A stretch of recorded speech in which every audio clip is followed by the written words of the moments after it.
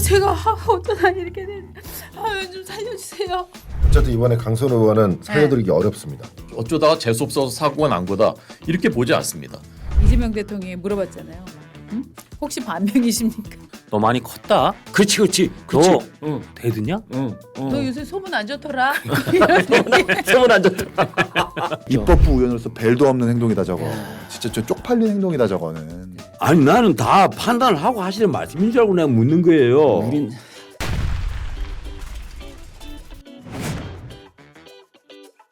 김남국 의원 아주 유명한 분이죠. 지금은 용산 대통령실에서 비서관으로 그것도 국민 디지털 소통 비서관으로 일하고 있는 사람인데 준비된 사진 먼저 보여드리겠습니다.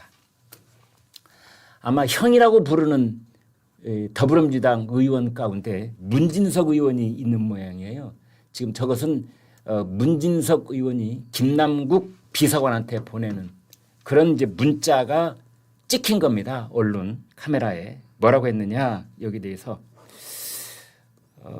문진석 의원이 대통령실에 있는 김남국 비서관한테 홍성범이라는 사람을 한국자동차산업협회 회장으로 추천해달라는 그런 내용입니다.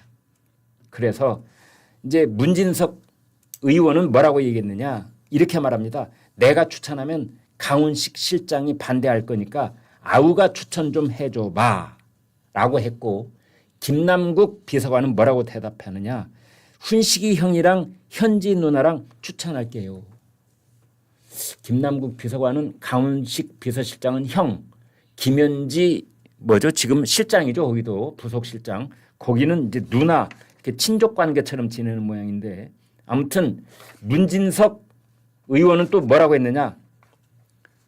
이렇게 말했습니다. 남구가 홍성범은 우리 중앙대 후배고 대통령 도지사 출마할 때 대변인도 했고 자동차 산업협회 본부장도 해서 회장하는데 자격은 되는 것 같은데 아우가 추천 좀 해줘. 너도 알고 있는 홍성범이다. 자 이거 어떻게 봐야 됩니까? 일단은 웃음밖에 안 나오죠. 네? 이 정권과 저 세력의 본질을 아주 그 한 장면으로 딱 정확하게 속살을 드러내는 드러내는 패밀리 비즈니스 모든 것이 정의를 앞세우는 것 같지만 결국은 이권이고 대장동도 대장동 패밀리들이 7,800억 원 말아 먹은 거 아닙니까? 근데 여기도 이제 형이고 다 누나잖아요. 거기서 이권이 이렇게 버젓이 오가고 만사 형통입니까? 아직도 만사 현통? 예? 그거 지난번에 그렇게 세게 국민적 비판에 직면을 했으면 네네. 이제 자중할 줄 알았더니 아직도 인사청탁을 저 일로 다 창구가 일어나돼 있는 모양이죠. 본인이 자인한 거지 않습니까? 지금 네. 그 문 의원이라는 분은 예. 강훈식 실장한테 이제 해달라는 얘기인데 예. 남국 씨는 지금 네. 알잖아요. 그거 강훈식 실장한테 할 얘기가 아니고 예. 현지 누나한테 해야 된다라는 얘기를 한 거지 않습니까? 네. 훈식이 형한테는 할 건데 현지 누나가 해결해 주겠지. 내가 현지 누나한테 하겠지. 그런 얘기 아닙니까 지금 저게? 자 김현지 전문가이신 이기인 총장님. 일단은 예. 저 지금도 김현지가 다 쥐고 있다고 봐야 되는 거예요. 아니 그렇죠. 그러니까 일단은 그 저 파일을 보내는 걸 보니까 예. 확실히 이력서 같은 아하. 그 유사한 형식의 파일을 보내는 걸 보니 네. 정확하게 인사청탁은 맞는 것 같아요. 아, HWP 이게 한글 파일. 아 그렇네요. 예. 저기 첨부 파일이 있구나. 그리고 이제 오른쪽 그죠 이거 파일을 이렇게 공유한 거 보니까 네. 아마 이력서가 들어간 것 같고요.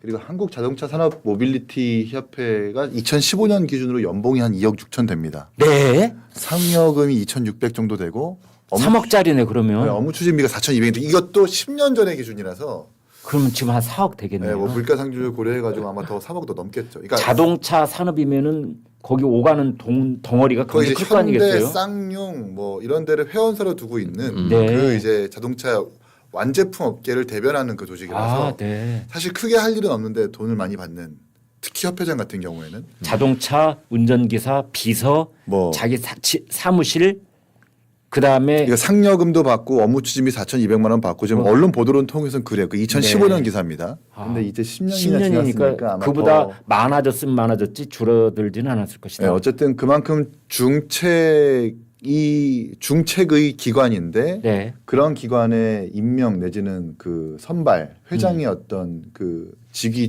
결정을 이런 식으로 입법부의 의원과 대통령실의 직원들이 짬짬이 해가지고 이력서를 공유한다라는 것은 이건 불법 청탁이라는 게 확실한 거고요. 그 이 내용에서 볼 수 있는 거. 문진석 의원은 단 한 번도 이거 현지 씨한테 이야기해줘라는 말을 안 했는데 네. 김남국이 먼저 현지 누나한테 말할게요 네. 라고 꺼낸 것은 네. 그리고 심지어 지금 김현지 씨는 총무비서관도 아니고 부속실장입니다. 예. 제1부속실장은 대통령의 일정을 관리하는 사람이죠. 네. 전혀 업무 분장상 인사에 대한 개입 권한이 없어요. 네. 그럼에도 불구하고 현지 누나를 얘기했다는 것은 여전히 김현지 씨가 인사를 개입했다는 증거이고 김남국도 그걸 인정한다는 방증인 것 같고 김남국 의원도 디지털 국민소통비서관인가 그래요. 네. 디지털 국민소통비서관이 한국 모빌리티 자동차 산업협회 회장에 대한 추천 권한이 있지는 당연히 않겠죠. 네. 김남국도 그렇고 김현지 씨도 그렇고 권한이 없는 행동을 했기 때문에 이건 직권남용일 수 있다는 생각이 저 먼저 들고요. 예. 그리고 여기서 알 수 있는 건 강훈식 비서실장은 반대할 거니까 네. 당신이 좀 힘 좀 써줘. 강훈식 비서실장이 호구라는 겁니다. 아. 대통령실 비서실장으로서 비서실을 총괄하는 책임자이지만 비서실장 말고 우회해서 이 사람을 추천할 수 있다라는 그 증거가 나온 거잖아요. 그러니까 강 실장 입장에서는 그런 척탁이면 아 이런 걸 왜 나한테 가지고 와 알면서 그렇죠. 그런 반응이 나올 가능성이 있다 이런 뜻이겠군요. 뭐 그럴 수도 있겠고요. 개인적으로 서로 아니면 홍성범 본부장에 대해서 이견이 있어가지고 반대한다. 아니면 네. 문진석 의원과 사이가 안 좋아가지고 아. 문진석 의원 추천한 사람 전부 다 반대해라는 뭐 다양한 우리가 해석이 가능한데 네. 어쨌든 비서실장을 통하지 않고 국민소통 디지털 비서관 제1부속실장을 통해 가지고 연봉 3억짜리의 기관 추천을 한다라는 것은 네. 비서실장도 호구요. 이 정부의 어떤 인사 시스템 완전히 망가졌다. 네. 라는 거고 마지막으로 문진석 의원의 저 맞아 잘 살펴줘. 네. 라고 눈웃음 2개. 맞아 살펴줘. 입법부 의원으로서 벨도 없는 행동이다 저거. 진짜 저 쪽팔린 행동이다 저거는. 네. 나온 뉴스 중에 대박 중에 하나가 오늘 또 나왔어요. 노량진 수산시장 증언입니다. 네. JTBC 단독인데요. 김병기 100만 원 넘게 먹고 가면 우리가 계산했다. 노량진 상인의 폭로. 친구들을 데리고 와서 뭐 10명씩 막 이렇게 데리고 왔대요. 그래서 한 번에 오면은 노량진에 가서 100만 원 이상 먹기 힘든데. 아니래요. 100만 원 넘게 나온대요. 그 고등학교 친구들을 네. 10명쯤 데리고 가서 아 그러면 그렇게 이제 나오겠다. 회식을 한다는 거예요. 예, 뭐 소주까지 네. 곁들이니까 네. 네. 소매까지 곁들이면 예, 예. 그럼 100만 원. 그래서 안에 보면은 이제 김병기가 6시에 온다라고 하면은 우리가 다 근데 아시겠지만 노량진 수산시장 시스템이라는 게 밑에 공판장에서 이제 생선을 다 산 후에 그 생선을 위로 올려 식당으로 지정한 식당으로 올려 보내면 거기서 이제 회 예. 치고 뭐 반찬 만들고 하는 거 아닙니까? 예. 근데 이제 그거를 잘 해야 되니까 상인들이 그 생선 같은 것까지 사갖고 다 배달하고 가서 4시부터 차렸다는 거예요. 그리고 또 증언이 뭐냐면은 그나마 김병기는 살살 먹었는데 친구들은 아구아구 먹더라 뭐 이런 제가 얘기도 있어요. 그 보도 내용을 그대로 좀 네. 옮겨 드리겠습니다. 거기 이제 노량진 수산시장 거기 횟집들이 막 수백 개가 줄지어 있잖아요. 네. 거기 보면은 이제 이렇게 증언을 합니다. 그대로 옮깁니다. 김병기가 오면 보통 친구들 중동고등학교 친구들 있잖아. 걔네들 10명 이렇게 데리고 와서 먹어버리면 100 몇십만 원씩 나와. 또 다른 사람입니다. 먹고 가면 우리가 이제 계산은 우리가 하고 말이야. 그게 한 달에 2-3번씩 생긴다고 생각해 보세요. 우리가 돈이 어디 있냐고. 이런 생생한 녹취가 담긴 그런 보도 내용입니다. 이거 대박이죠. 그런데 이 김병기 사건 같으면요. 네. 나는 왜 빨리 특검을 가동하지 않는지 그렇게 특검 좋아하는 사람들이 뭐 자당 원내대표 지냈다고 해서 특검을 하지 않는 겁니까? 네. 실제로 탈당을 권유하고 탈당해라 그만큼 얘기하는데도 버티고 있고 네. 뭐 이랬던 사람을 왜 특검하지도 않고 그리고 거기에 지금 범죄 혐의가 올라 신문을 딱 보니 12개 이제 13개까지 네. 돼가 있죠. 13개까지 돼가 있는데 나는 참 보면 본인이 받아 먹은 것도 있지만 오늘 어느 신문이 재밌는 표현을 했습니다. 그 주변에 여성 3명은 왜 경찰은 왜 그 앞에만 가면 작아지느냐. 네, 저희가 준비한 거 한번 좀 보십시오. 보면은 저게 이지희라고 또 구의원이지 예, 않았습니까? 이지희 동작구 의원은 김병기 의원 아들 대학 편입을 위해서 대학을 직접 방문해서 일종의 집사처럼 또 활동을 했던 거잖아요. 네. 집사처럼이 아니고 집사로 활동을 한 거죠. 말은 바로 합시다. 집사로 활동을 한 거죠.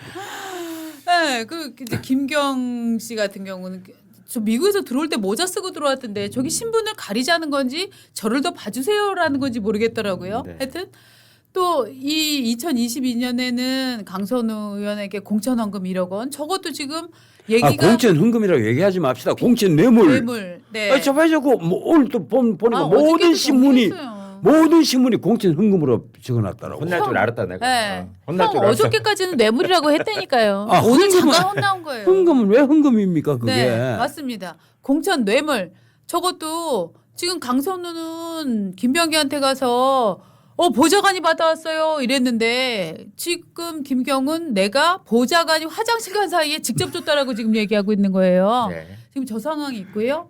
그 다음에 동작구 의원 2명이 또 배우자한테 또 3천만 원 권했다. 막 이 얘기 나오고 있고 지금 어떻게 보면은 저거는 지금 국회의원과 지방의원의 유착관계, 즉 국회의원이 워낙에 이제 강력한 권한을 갖고 있기 때문에 지방의원들을 정말 자기의 수족처럼 부리면서 돈까지 뽑아 먹었다인 거고 저 기사 내용을 보면은 지방의원들은 그럼 왜 그렇게 당하고만 있었냐? 아니다. 지방의원들은 겸업이 가능하잖아요. 지방의원 하면서 자기 사업체 갖고 있고 그러면서 이제 각종 이제 그 동작구래요. 그 지역의 조례 같은 것들을 바꿔서 자기한테 이제 유리하게 해먹을 수 있기 때문에 이제 저희를 저 먹이사슬 구조에 들어가 있는 거 아닙니까? 우리나라 정치가 썩었다는 거를 정말 국회의원하고 저 지방자치단체 의원하고 유착되어 있는 걸 보면은 그대로 보여준다. 그래서 김병기 의원은 아니 숭실대학교의 아들 편입, 이 숭실대학교가 자기 지역구에 있는 대학교. 그 다음에 보라매 병원에 또 뭐 특혜 네. 시비, 보라매 병원도 네. 자기 지역구에 네. 있는 병원. 네. 그 다음에 노량진 수산시장도 왜 여기에 갔을까 봤더니 이것도 역시 네. 지역구에 있는 수산시장. 강선우, 김병기 녹취 입수 이게 이제 제목입니다. 네. 지난 2022년 4월 21일입니다. 이때 언제냐? 지방선거를 앞두고 각 당에서 이제 후보자 지방의회 후보자들을 이제 공천하던 시기였죠. 그래서 더불어민주당 서울시당 기초 및 광역의원 후보 3차 공천 결과가 나오기 전날이었습니다. 2022년 4월 21일 당시에 김병기 의원은 자, 그러면은 공관위 간사. 이렇게 하죠. 네. 예, 간사고 이제 강선우는 공관위원. 공관위원인데 네. 제가 김병기 역할을 맡을 테니까 네. 우리 박 국장이 강선우 역할을 맡아. 상관급? 예, 상황급. 아유 좋아합니다. 네, 자. 네. 김병기가 이렇게 얘기합니다. 어쨌건 1억. 이렇게 뭐 그 돈을 갖다가 받은 걸 사무국장이 보관하고 있었다는 거 아닙니까? 일반인들이 이해하기는 쉽지 않은 얘기들이거든요. 아우 그렇죠, 그렇죠. 정말 그냥 그냥 아무 생각이 없었던 거죠, 정말로. 우리가 공관위원이기 때문에 이거는 아니 어떻게 하다 그러셨어요 이게. 제가 어떻게 하면 될까요?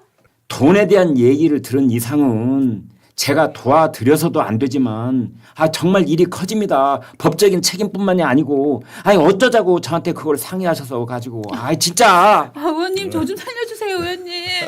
왜 이런 거죠? 이게 뭐냐면 상황이 강선우 의원이 내가 직접 받은 건 아니고 보좌진이 그 김경이었나요? 네, 김경이라는 네. 이제 그 1965년생 후보자더라고요. 예, 기초의원한테 네. 그 후보죠. 네. 네, 공천을 받게 해달라. 그러면서 1억을 이제 강선우 의원 보좌관한테 전달했다. 뭐 이런 네. 스토리 같아요. 그렇죠. 네. 그래서 근데 이제 요 내용을 보면은 강선우 의원이 돈을 받은 걸 인지를 했고 네. 그거를 지금 공관위원장한테 상의를 하고 있고 그런데 문제는 뭐냐면 김경이라는 이 시의원이 결국은 그 다음날 단수 공천이 되었고 자 그러면 이런 상황에서 또 나오는 얘기가 뭐냐면은 지금 돈을 돌려주겠다라고 하면서 강선우 의원이 또 이런 얘기도 해요. 아니 근데 그 만약에 안 받는다고 하면 어떡하죠? 이거 진짜 골 때리는 거예요. 아니 그거는 뭐 의원이 보셔가지고 던져놓고 나오든지 어떤지 하셔야 되는 거지. 그거는 뭐 의원님께서 해결을 해야 될 문제입니다. 제가 어쩌다 이렇게 된. 의원 좀 살려주세요. 뭐 이제 이런 것들이 그렇죠. 통화가 계속되는 한 네. 28분 56초 분량의 통화가 있다는 거예요. 그러니까 강선희 의원이 네. 이제 그 보좌관이 1억을 받았다는 걸 가지고 네. 그 이제 공관이 그 이제 김병기 간사한테 들고 가서 나를 좀 어떻게 구제해 달라고 그러는데 이제 김병기 간사는 그때 막 짜증이 나는 거죠. 왜 이런 걸 나한테 들고 와가지고 나하고 같이 공동 책임을 지려고 그러냐. 네 문제는 네가 해결해. 그렇죠. 이제 털어내는 뭐 어떤 느낌을 주는 그런 맞아요. 워딩들이에요. 그리고 이제 강선호 의원은 계속 의원님 저 좀 살려주세요. 살려주세요. 어떻게 하면 그 좋죠? 울먹이면서. 네. 근데 요 구성을 딱 두고 보면 법 전문가시니까 네. 이게 지금 김병기 당시 공관위원장 걱정대로 김병기 위원장이 같이 끌려간 거 맞습니까? 맞죠. 어쨌든 이번에 강선호 의원은 살려드리기 어렵습니다. 아 그래요? 네, 이게 왜냐하면은 네. 지금 내용의 녹취만 봐도 네. 명백히 뇌물죄입니다. 이게 오. 왜 그러냐면 네. 이게 뇌물은 반환을 했다 하더라도 이제 처음에 받으면 이미 뇌물죄가 성립이 되거든요. 그렇더군요. 그러니까 이제 받을 의사가 없었어야 되는데 네. 지금 내용을 보면 계속 망설이잖아요. 네. 어떻게 해야 되느냐, 뭘 해야 되냐, 그냥 돌려주면 되지. 그럼 네. 그냥 돌려주면 되지. 이거를 상의할 문제인 거예요. 뇌물. 상의한다는 것 자체가 의지의 표현이다 이렇게 그렇죠. 이게 상의를 했다는 것 자체가 네. 벌써 이미 네. 뇌물을 수수할 의사가 어느 정도 있었던 거예요. 네. 그리고 이거를 나중에 설사 언제 반환했는지도 중요하겠지만 네. 반환의 시점이 만약에 바로 즉시라면 또 어떻게 변명의 여지가 있을지 몰라도 네, 예를 들어 네. 한참 뒤 네. 또는 심지어 지금 반환을 안 했을 가능성도 있어요. 왜냐하면 김경시 의원은 지금 부인하고 있지 않습니까? 네. 네. 이렇게 보면은 이건 뇌물죄가 성립될 수 있고 1억 이상이면은 네. 이게 지금 특가법이 적용돼가지고요. 그러네요. 형량이 무기까지 나오는 굉장히 무기징역이요? 중한 무기도 나올 수가 있습니다. 아. 네, 1년 이상이면 양형 기준이 그렇군요. 무기징역까지 가능 그 법에 써 있습니다. 아. 법에 무기징역까지 가능한 예. 네. 지금 뭐 7년 이상, 10년 이상 이렇게 돼 있기 때문에 네. 지금 굉장히 중형이 예상되는 사안이거든요. 그래서 이 사안을 보게 되면 결국 김병기 원내대표도 이 부분에 대해서 방조하는 것이 보여져요. 네. 지금 여기에서 이런 얘기를 왜 하는지 모르겠어요. 뭐 여기에서 뭐 어떻게 본인이 해결하시라 뭐 이런 얘기를 네. 하면서 이제 얘기를 하시는데 이게 아니라 적극적으로 그러시면 안 된다.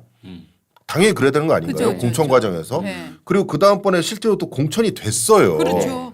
이게 문제가 이게 예. 심각하다는 겁니다. 그렇죠. 그러니까 예를 들어 이런 일이 있었으면 이거 이 사람이 돈을 줬네. 그렇죠. 라는 걸 확인했잖아요. 맞습니다. 그럼 공천에서 배제해야 되는 거 아닌가요? 근데 제가 보기엔 그게 가장 문제인 것 같아요. 뇌물죄나 이런 그 공천 과정에서 이런 부정행위가 드러난 것을 알았는데 그렇죠.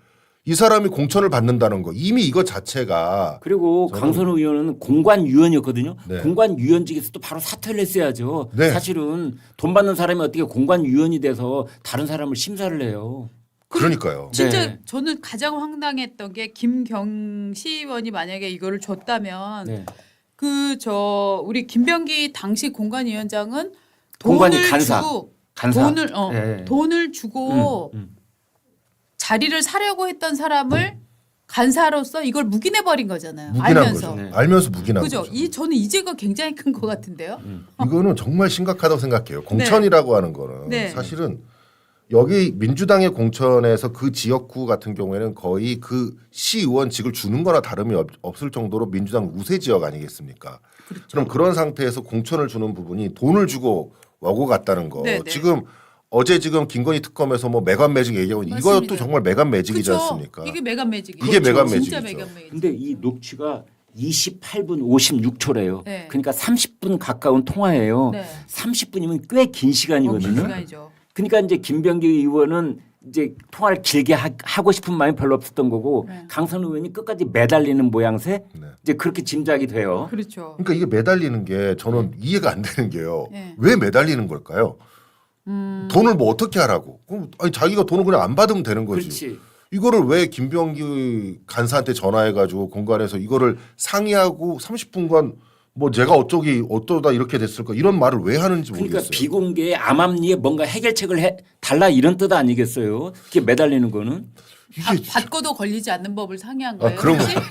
그것밖에 그거예요? 그건 아니겠죠. 너무 이상해요. 우산을 같이 쓰는 거라면서요. 근데 강선우가 우산 좀 같이 씁시다. 비 같이 맞아요. 그랬더니 이제 김병기가 야, 내 우산 밖으로 좀 나가. 네. 여기 들어오지 마. 나는 1인용 우산이야. 아 그리고 거기에 녹음을 하고 있으니까 이 녹음에는 김병기 의원은 나 알리바이를 확실히 담아둬야겠다. 그렇지. 네. 나는 계속 거절했다. 네. 하지 말라 그랬다. 돈 돌려주라 그랬다. 얘기를 녹음해놓고 네. 녹음이 안 되는 상황이거나 아직 녹음이 제보가 안 된 다른 그 외적 다음 풍경에서는 무언가 저런 거래가 있었을 수 있다는 그러니까 거죠. 몸이 아프면 먹으려고 약으로 삼으려고 녹취했는데 예. 그게 독약이 된 겁니다. 그렇죠. 저도 이제 기자 생활을 30년 가까이 했지만 우리의 관심은 늘 중앙 언론의 관심은 국회예요. 그렇죠. 서울시 의회는 사실 별 관심이 없어요. 네, 이게 맞아요. 뭐가 어떻게 돌아가는지 몰라. 저도 이제 지역에서 이제 당협위원장을 해보니까 비로소 아 시의원이 이런 정도 역할을 하는구나. 또 구의원은 어떤 걸 하는구나라는 걸 이제 비로소 이제 알게 된 거예요. 근데 서울시가 1년에 쓰는 그 예산이 얼마인지 아십니까? 50조가 넘죠. 50조 원입니다. 50조. 예. 그러니까 거의 국가 예산의 거의 10분의 1 정도 서울시 예산이 들어가는 거예요. 근데 서울시 의원들이 하는 일과 역할과 그게 사실 어마어마한 겁니다. 굉장히 막강하고 이제 중요한 일을 하는 겁니다. 근데 이제 이 서울시 의원이 대체 뭐길래 1억 원이나 주면서 하려고 그럴까 이렇게 했었는데 이 김경이라는 사람은 이제 2018년에 비례대표를 일단 서울시 의원을 했어요. 어마어마한 또 재력가고. 그러니까 이 서울시 의원이라는 이 권력 그리고 거기서 오는 어떤 그 이권 이런 게 있을 수 있다는 걸 이제 안 거죠. 그러니까 이제 자신과 연고도 없는 강서구에다가 베팅을 해가지고 거기다 이제 1억 원을 이제 그 한 거죠. 네. 한 번 더 하려고. 네. 근데 이제 이게 사달이 난 건데 저는 여기서 이제 우리가 그 잊지 말아야 될 대목은 이게 보편적인 일은 아니라는 거예요. 당연하죠. 정말 생각하기 어려운 겁니다. 저도 이제 당장 올해 내년 지방선거에서 시의원, 구의원 여야 막론하고 이제 다 사실 당협위원장, 지역위원장들이 큰 권한을 행사하거든요. 공천에서. 근데 여기서 그걸 공천해 주면서 돈을 몇백만 원이라도 받는다? 사실 상상할 수 없는 일이거든요. 이거는. 근데 이런 일을 1억 원을 받은 거예요. 이게. 이 강선우 의원은. 근데 저는 이게 한 개인의 일탈이나 어쩌다 사고가 어쩌다가 재수 없어서 사고가 난 거다 이렇게 보지 않습니다. 왜냐하면 이 사람들이 지금 하고 있는 이 일들의 행태를 보면 이거는 이 사람들은 생각과 의식 자체가 완전히 잘못됐구나라는 걸 저는 느껴요.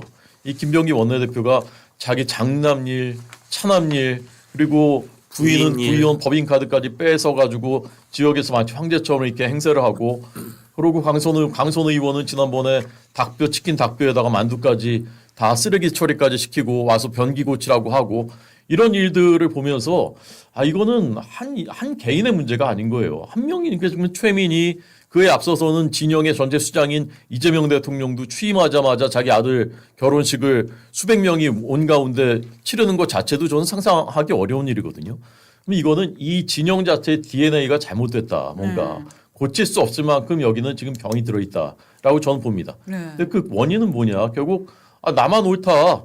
우리가 역사의 정의다라고 하는 어마어마한 착각. 여기서부터 비롯되는 독선 그리고 오만. 그러니까 내가 옳으니까 뭐든지 해도 돼라는 폭력. 그게 지금 정권의 폭력이 되고 있지 않습니까? 상상치도 못하는 그런 입법들을 다 막 하고 내란 무슨 전담 재판부를 설치하고 상대방은 다 내란 세력이라고 다 그냥 말살시키려고 하고 이런 것에 비롯됐기 때문에 저는 이 진영의 이 잘못된 병폐가 우리 장강이 이제 흘러가는데 2030들한테는 받아들여질 수 없다고 생각해요. 이 장면들을 다 지금 평가하고 있고 그래서 저는 낙관적으로 봅니다. 마지막 끝물이라고 봐요. 역사의 끝물. 마지막에 막 위세를 떨치는데 결국은 저 고쳐지지 않는 DNA 때문에 저기는 이제 패망의 길로 갈 것이다. 그리고 우리 국민들은 결국 이제 현명한 선택을 하실 것이다. 저는 그렇게 봅니다. 그러니까 어떻게 보면은 멀리 갈 것이 없어요. 저는 김병기가 강선우를 나무랄 입장인가 이런 생각이 드는 것이 아니 지금 우리가 무슨 얘기를 하고 있습니까? 김병기 그 부인이 구의회 의원을 팔 비틀었는지 어쩐지 모르지만 법학 가졌다가 200 몇십만 원어치 밥 먹었잖아요. 네. 거진 300만 원 된다. 네, 거의 300만 원 가고 그러니까 김병기 부부는 김병기 본인이 그건 인정을 했어요. 집사람이 그 카드를 좀 갖다 썼나 봐. 이거 녹취 다 나오잖아요. 알고 있었던 거예요. 그러니까 어찌 됐든 김병기 의원과 그 부인은 구의회 부의장이라고 하는 이에 뭐 그 법인카드를 갖다 썼잖아요. 여기는 이제 시의회 의원한테 돈 받은 거고, 예? 가랑잎이 솔잎 보고 바스락거린다고 욕을 해도 유분수지. 그렇죠. 뭐 하는 겁니까 지금? 아니, 그리고 그리고 호준석 그 당협위원장께서는 요새 그런 일 다 없어졌다고 하지만 아마 호준석 그 위원장이 그 지역구에서는 그런 일이 없겠지만 나도는 얘기로는 여전히 그러니까 정말 아주 나쁜 몹쓸 국회의원이나 몹쓸 위원장 지역위원장들은 구의원은 수천만 원. 그러니까 서울의 경우 서울 시의원은 진짜 한 1억 원 정도 안팎. 구청장 공천은 한 5억에서 심지어 한 7, 8억까지도 공천원금을 받는 경우가 있다. 우와. 일부 있다는 설이 있습니다. 그러니까 오해에서 그게 7, 저는 8억이요? 그게 저는 민주당의 네. 대부분일 거라고 저는 봐요. 아. 네, 요새 열어보면 다 그래요. 통일교도 열어봤더니 결국 다 돈이 저쪽으로 흘러갔어요. 그러니까 뭐 전반적인 도덕성과 이거 수준이 지금 저는 진보와 보수 사이에 굉장히 차이가 많이 난다고 봅니다. 네. 옛날부터도 그랬지만 저는 지금은 더 그럴 거라고 봐요. 그러니까 저희 진영에도 그런 사람이 없다고 단언은 못하죠. 하지만 이제 평균적으로 봤을 때는 저쪽이 훨씬 많을 것이고 뭐를 까보든지 지금 뭐 저는 뭐 신천지도 까보고 뭐 하자고 하는데 뭘 열어보든지 저쪽이 저는 더 많이 나올 거라고 봅니다. 강선우 김병기 사태 이것에 대한 그 본질적인 측면을 파고 들어가신 부분이 매우 인상적이었어요. 그렇습니다. 감사합니다. 저는 뭐냐면 예. 이게 이른바 말하는 대로 무슨 개인의 일탈이 아닙니다. 일탈이 아니라 그동안에 계속 민주당에서 강조했던 게 뭡니까? 이 돈 문제, 비리 문제는 보수에서 발생하는 거라고 이야기를 했었잖아요. 네. 그런데 그것 자체가 몇몇 사람들의 일탈일 것이다. 정청래 대표는 항변을 한 거예요. 네. 근데 이 데이터 분석을 보면 그게 아니에요.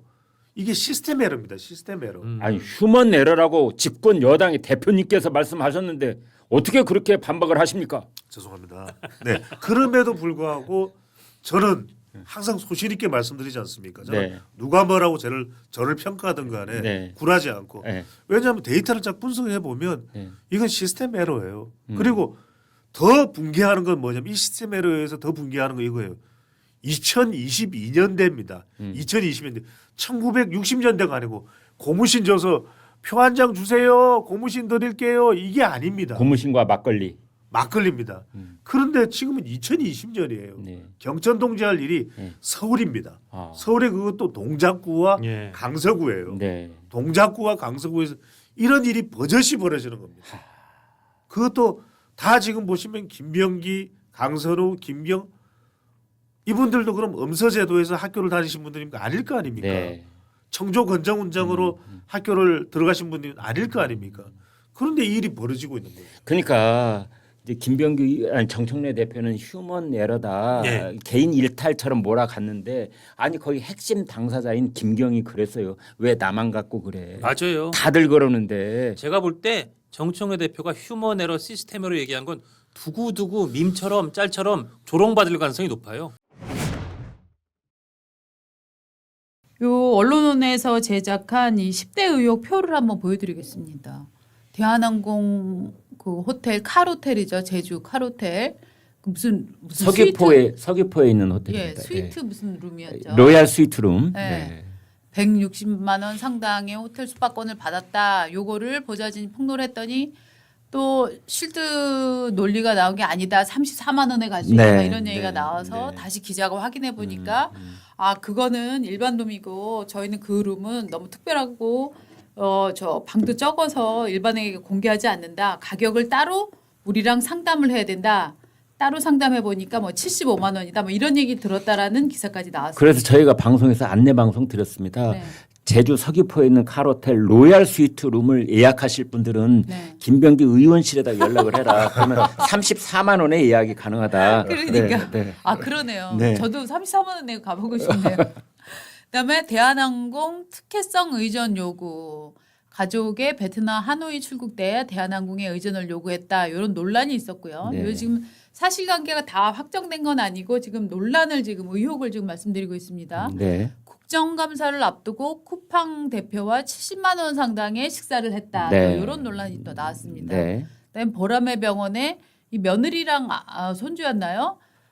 가족들의 진료 편의를 요구했다. 뭐 이런 네. 주장도 나오고. 저것도 지역구에 있는 병원입니다. 맞습니다. 네. 그러네요. 배우자의 또 그 이외 업무 추진 및 사용 이제 요 부분 지금 요게 나왔었던 거고 네. 또 보겠습니다.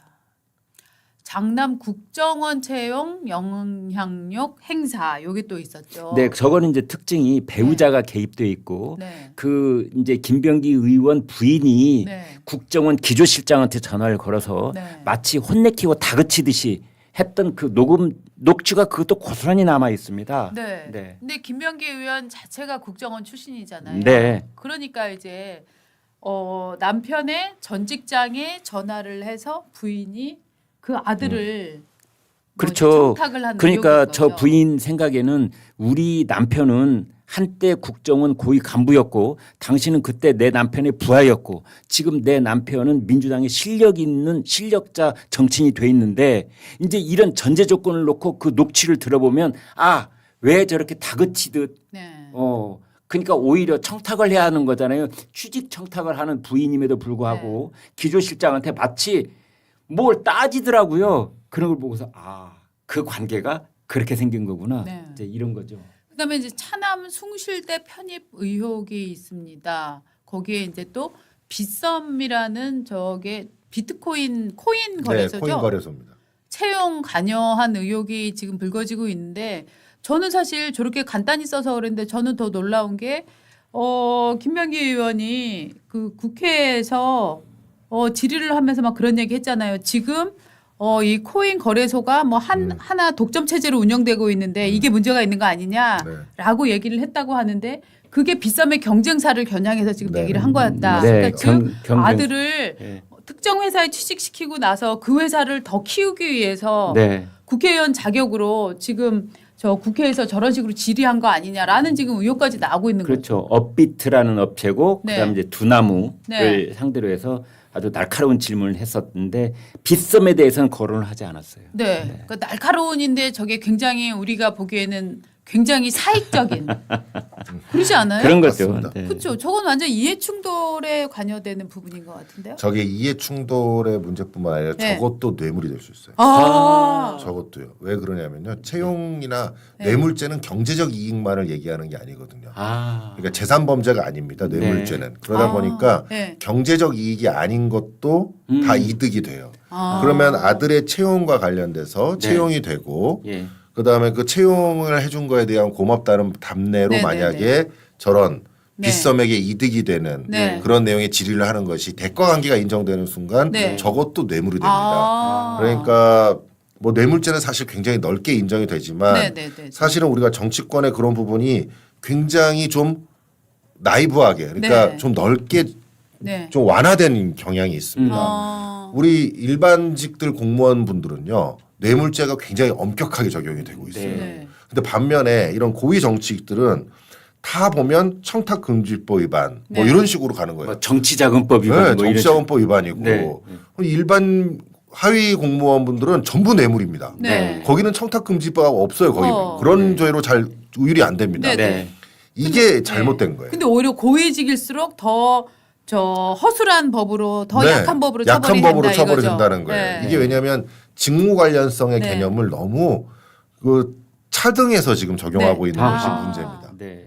아니 그러니까 우리 저 김정철 최고는 지금 개혁신당에서 최고위원 하실 게 아니라 지금 검찰총장을 하실 분이 지금 여기서 이러고 있는 것 같은 느낌이 드네. 엄청 시원하잖아요. 네, 아마 총장 네. 하실 날이 다가올 수도 있습니다. 네. 네. 자, 그다음에 장남 국정원 업무 보고에 그러니까 장남이 이제 저 국정원에 들어가갖고 업무 보고를 하는데 네. 거기 이제 보좌진을 활용을 했다 이런 거죠. 그렇죠.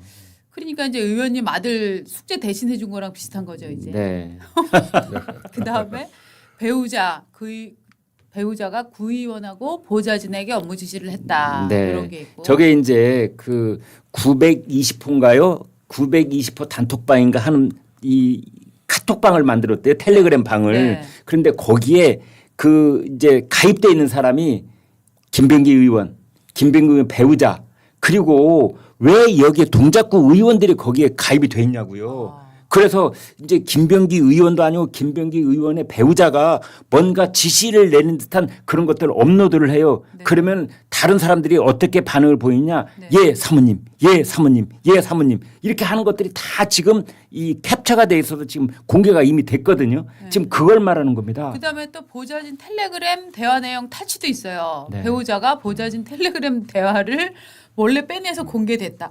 자, 지금 요렇게 10가지만 지금 저 의혹을 정리를 해드렸고, 그다음에 강선우 의원으로부터 요거를 들은 문제, 네. 요거를 문제 제기한 거냐 안 한 거냐, 예. 요 문제가 또 있는 거고요. 그다음에 또 하나는 하나 줄여야 되겠네. 아까 네. 배우자 문제가 좀 들어가 있네요. 네. 그래서 11가지로 지금 정리를 하겠는데요. 네.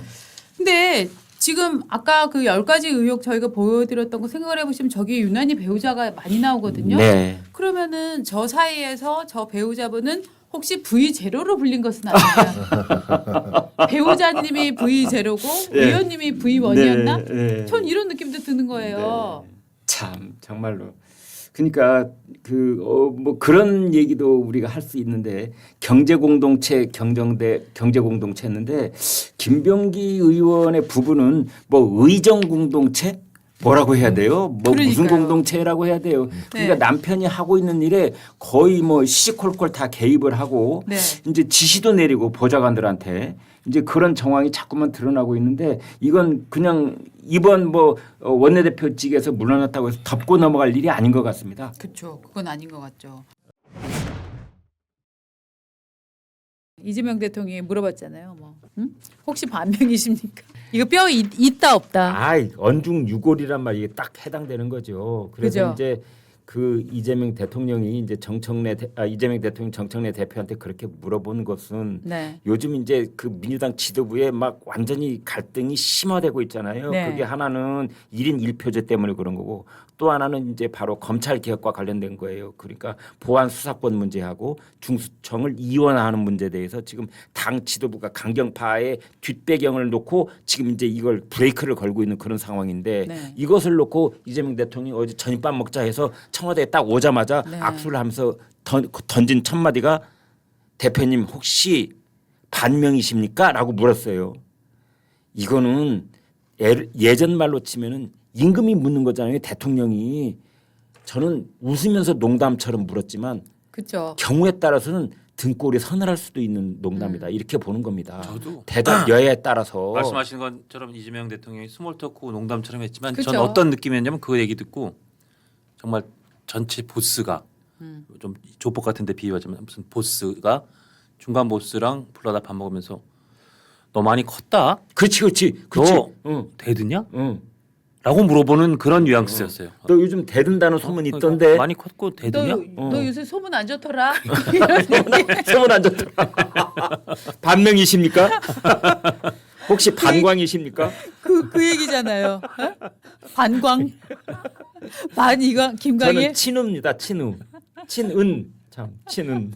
옛날 마음이 없으시니까 발음도 잘 안 되시잖아요. 전 조선- 친원 친은 정말 조선일보 모 선배 중에 그런 농담을 늘 하시던 분 계셨잖아요. 이렇게 만나서 오랜만에 만나면 섭섭해.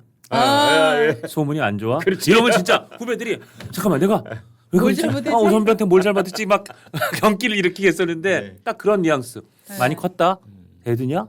약간 그런 느낌이었고 정청래 대표도 말씀하신 것처럼 약간 등골이 서늘했을 수 있어요. 대통령이가 아직 서늘했을까요? 권한이 왜냐면 반명 아니지라고 물어보면 웃으면서 했지만 네. 사실은 저렇게 우리 명청 갈등이라는 건 다 알잖아요. 이미. 그렇죠. 청와대가 부글부글 한다는 것도 다 알고. 네. 근데 반명이야?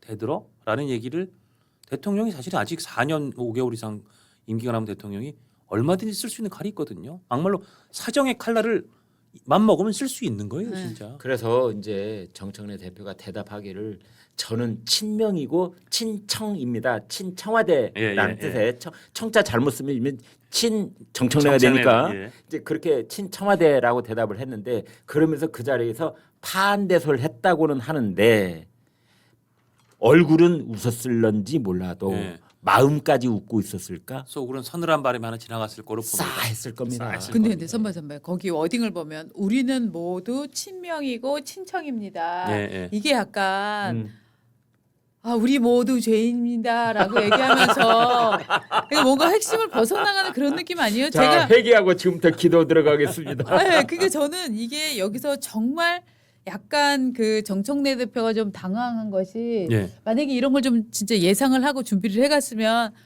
무슨 말씀이세요? 우리가 그때 뭐 어디 가서 무슨 강화도 가서 그때 컵라면 끓여 먹던 거 기억 안 해요?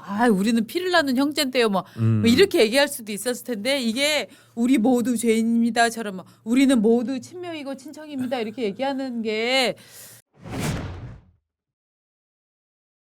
정청래 대표가 조국 대표와 당을 합치기로 하니까 이제 이를테면 친명 그룹에서 난리가 났는데 친명 그룹의 전사로는 이현주 의원이 단연 독보적으로 이게 언어의 강도가 세니까 이현주 의원이 최고죠. 이현주 최고위원이 지금 떠오르고 있고 이쪽 진영에는 김어준과 유시민과 이런 분들이 이제 장애 세력으로 붙어갖고 이 얘기를 좀 추동을 해나가고 있다. 지금 이런 그림이 나오고 있어요.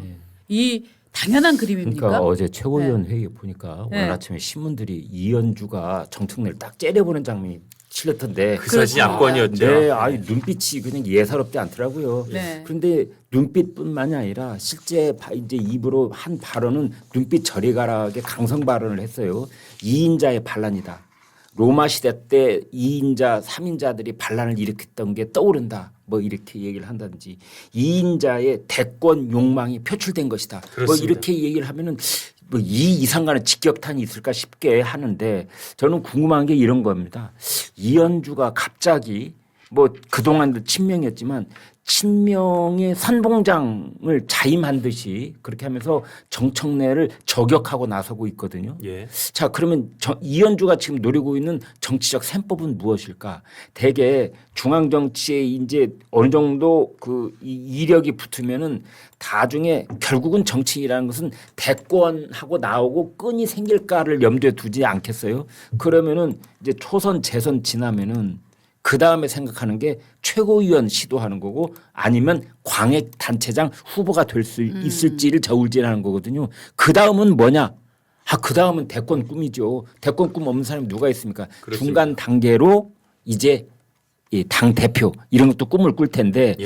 이현주 최고가 수석 최고예요. 지금 요즘 내놓는 발언들을 보면은 그 정청래 저격수의 그 찬스를 살려가지고 친명계의 선봉장 이제 그래가지고 나도 이제 전국적인 어떤 중앙 인물 이제 그런 정치적인 뭔가 이 로드맵을 꿈꾸고 있는 것이 아닌가라는 건 이제 옆에 놔두고 예. 그러나 지금은 이제 친명 대 친청계의 이 굉장한 지금 파열음이 나오고 있잖아요. 어마어마한 격돌입니다. 예. 진짜 그 어마어마한 앞에 격돌입니다. 야 이현주 작심을 하고 발언을 했더군요. 그렇습니다. 완전히 그야말로 소위 총대를 메고 예. 친명계의 총대를 메고 가장 선봉장으로 달려가서 말씀하신 것처럼 그 표현 중에 고대 로마에선 2인자, 3인자에 의한 반란이 빈번했다. 반란이라는 네. 표현이 굉장히 눈길을 확 끌었고요. 네. 그래서 하늘 아래 두 개의 태양은 있을 수 없다.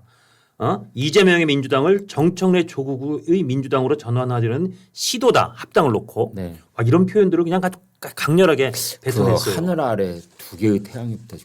그 표현을 좀 약간 좀 내가 그냥 마음이 불편하던데 아니 요즘 대통령이 태양이야? 그러니까 왜? 그럴 정도로 아니 지금 여기가 평양이 아니잖아요. 그리고 왕권 시대도 아니고.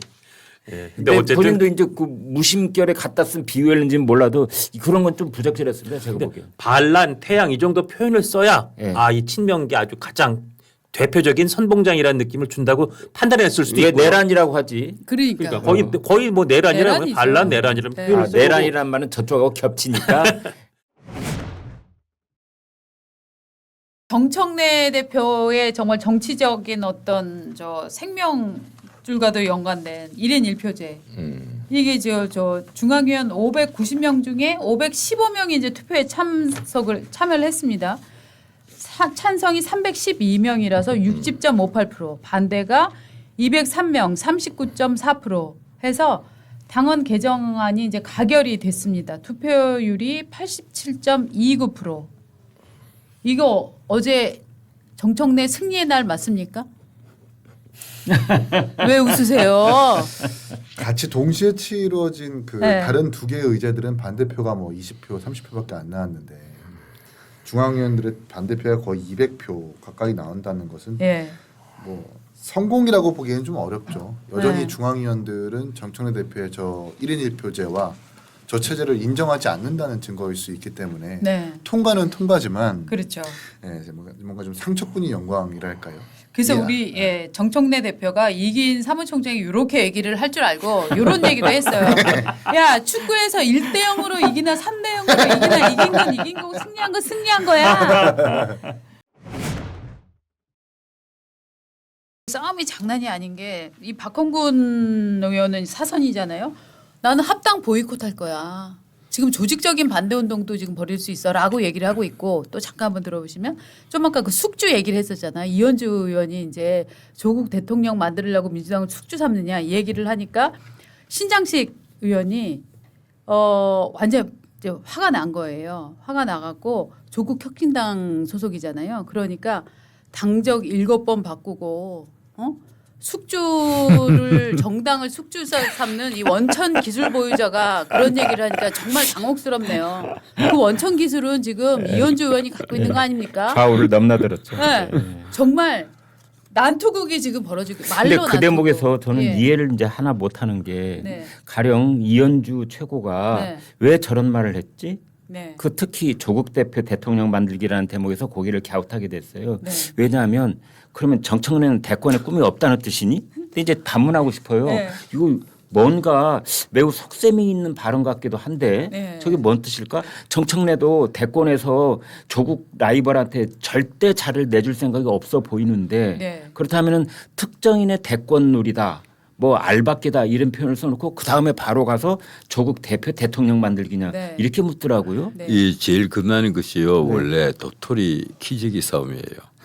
지금 민주당에 예, 가령 이재명을 잇는 그 차세대 리더가 없단 말이에요. 예, 그러니까 정청래 뭐 김민석이 보면 정청래가 우습게 보이잖아요. 그런데 가령 추미애가 보면 정청래니 김민석이 언제부터 걔들이야. 그치. 또 우습게 보인단 말이에요. 그 전현희도 마찬가지예요. 거기다가 가령 방금 말한 이현주 뭐 나라고 어디 튀어나가지 말한 법이 있어? 언제든지 내야말로 뉴패스야. 언제든지 그럴 수 있단 말이에요. 이런 사람들이 부지기수인 거예요. 적어도 10손가락을 가득 채웁니다. 제가 이 헤아려 보면 이러니까 앞으로 이 싸움이 문자 그대로 이전투구 이 오줌밭에 개싸움이 벌어질 가능성이 굉장히 많습니다. 연대 통합 추진 준비를 각자가 구성을 하자. 그렇게 해서 일단 지방선거 후에 좀 합당을 다시 좀 순차적으로 진행을 하자라고 얘기했는데 나는 요안 받아들인다라고 지금 얘기를 했거든요. 무슨 뜻이에요, 이거? 저는 이제 이걸 보고 네. 정청래의 난이 진압된 게 아니구나라는 것을 이제 다시 한번 그 확신하게 됐는데, 예. 그러니까 진짜 그 관심은 정청래, 조국 두 사람의 관심은 결국 이제 이번 지방선거에서 일정한 지분을 나눠주고, 네. 그래서 그 다음에 이제 전당대회 때 8월 전당대회 때 우리가 당권을 먹자라는 것이 이제 최종 목표였다는 거죠. 네. 그렇다면은 그게 꼭 합당이 아니어도 상관이 없는 거죠, 사실은. 어. 조국당 입장에서는 그 지명직 최고위원 한 명 받는 지도부 구성은 선거 전에는 사실 아무 의미가 없는 겁니다. 네. 선거 전에 중요한 것은 공천을 얼마나 이제 받을 수 있느냐 이제 그 문제이지 않습니까? 네. 근데 이제 조국 대표가 하는 얘기가 이게 우리가 연대할 건데 그럼 이게 선거 연대인지 아니면 뭐 추상적인 연대인지 이거를 이제 다 팔아 이제 그런 얘기지 않습니까? 그런 네, 얘기를 네. 했더라고요. 네. 무슨 뜻이에요? 그러니까 이제 네. 결국 이제 선거 연대를 통해서 네. 조국 전 대표는 어디 재보궐 선거에 충분히 이길 만한데 하나 공천을 주고 네. 그다음에 세종시장은 이제 황운하 의원이 지금 거론된다고 하는데 그렇죠. 조국당에 뭐 거기 그다음에 이제 뭐 기초단체장 일부 네. 뭐 이렇게 해서 이거를 일단 지분을 챙긴 다음에 네. 그다음에 선거 끝난 다음에 그다음에 이제 합당해도 아무 문제가 없는 것이거든요. 네, 네, 네. 뭐 일루 가나 절루 가나 뭐 결국 이제 서울만 가면 된다고. 네. 그래서 8월 전당대회까지만 우리는 하면 된다라는 그런 그 속내를 정청래 대표가 난이 진압되자마자 이제 바로 또 이제 그 한 거고 네. 조국 대표도 이제 거기에 이제 화답을 한 것이지 않습니까? 저는 이제 결국 이제 그런 그 방향으로 이제 나아갈 거라 보고 그래서 저는 정청래의 난에서 저는 이제 홍경래의 난을 떠올렸는데 라임이 네, 그렇죠, 그렇죠.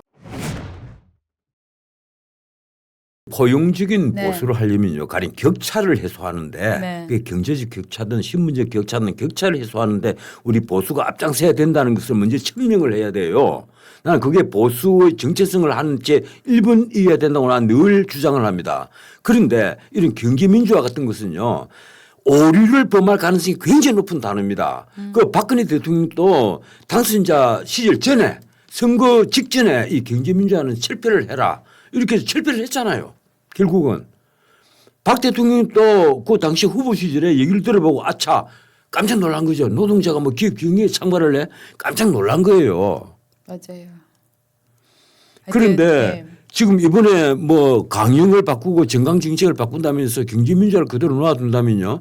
국민의힘 또 그대로 갑니다. 그건 모르겠어요. 근데 경제 민주화를 이제 전 변호사께서는 그 내력까지 100수십 년 전 내력까지 이제 들춰서 말씀을 해 주셨는데 그때 우리가 기억 속에 가지고 있는 거는 지금 말씀하신 격차 해소 쪽에 더 방점이 있었던 거지 기업 경영에 노동자 참여를 적극적으로 허용한다 이쪽에 방점이 있었던 건 아니에요. 그러니까. 저도 그 선거에 네. 계속 시사방송했고 저도 그 선거에 참여했었지만 지금 전 변호사님은 좀 과장된다는 아니요, 측면이 아니요. 있어요. 아니 그래서 그렇지 않습니다. 저는 이 가령 그때 그런 거라도 없었으면 그러니까 왜냐하면 선거를 치를 때는 결국은 선거라고 하는 것은 머릿수로 하는 건데 그 머릿수를 확보하기 위해서 중도와 외연을 확장하기 위한 그런 그 대안이 있었습니까? 제가 저 여쭤볼게요. 그때 다른 대안이 뭐가 있었습니까? 그러니까 아까도 말씀드리잖아요. 우리가 선거를 지면 아니, 지금 우리가 보고 있잖아요. 지난 대선 지고 나니까 지금 이런 상황 속에서 그냥 모든 게 다수결에 의해서 총선을 지고 나니까 모든 게 다수결이란 또 다른 형식의 독재에 의해서 끌려갈 수밖에 없잖아요. 아니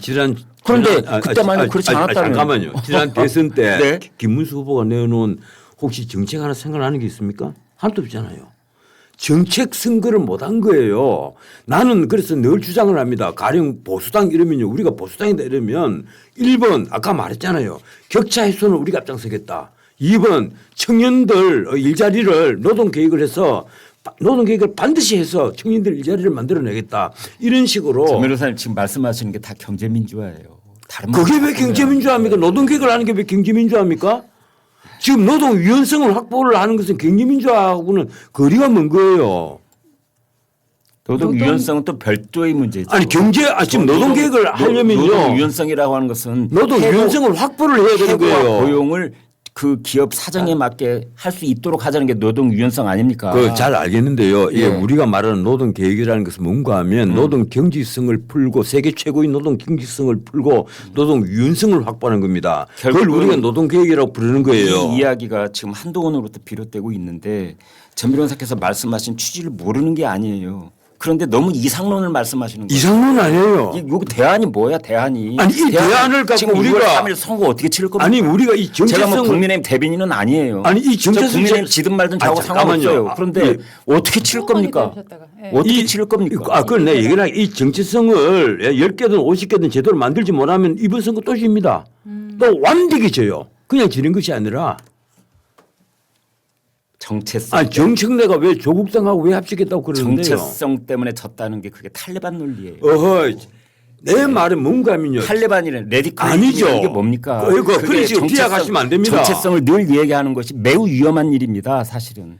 그런 식으로 제가 그래서 비약을 그냥 스트레이트만 얘기하려고 그래요. 네. 지금 그래서 저는 전 변호사님이 우리 방송에 귀중한 손님이시기 때문에 제가 반론을 하고자 했던 생각 1도 없어요. 오늘은 전 변호사님의 의견을 듣는 시간이에요. 그 말씀을 듣겠는데 그 말씀 중에 이게 우리 방송의 채널 이름으로 나가면 우리가 김종인 전 비대위원장을 그렇게 원색적으로 비난하는 방송 저는 그렇게 나가서는 좀 곤란하다는 생각이 드는 거예요. 가리고 한동훈을 일방적으로 매도하는 그런 방송 그러면 곤란하다.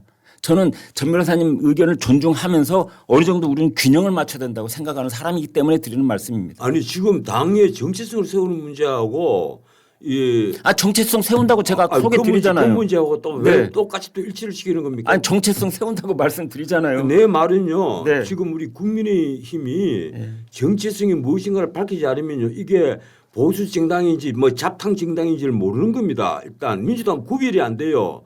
권력을 탐하는 이런 패거리 정치밖에 안 된단 말이에요.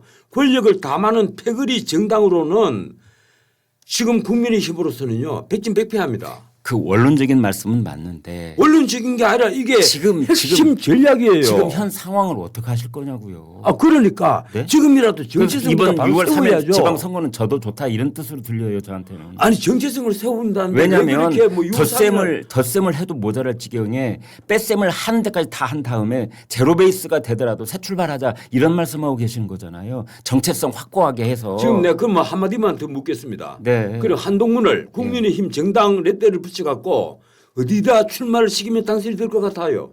누가 지금 한동안 아니 출마시키는 예컨대 지금 총선이 벌어진다. 모르죠. 그거야 누가 알겠습니까? 지난 총선 때 한동훈은 출마도 하지 않았습니다.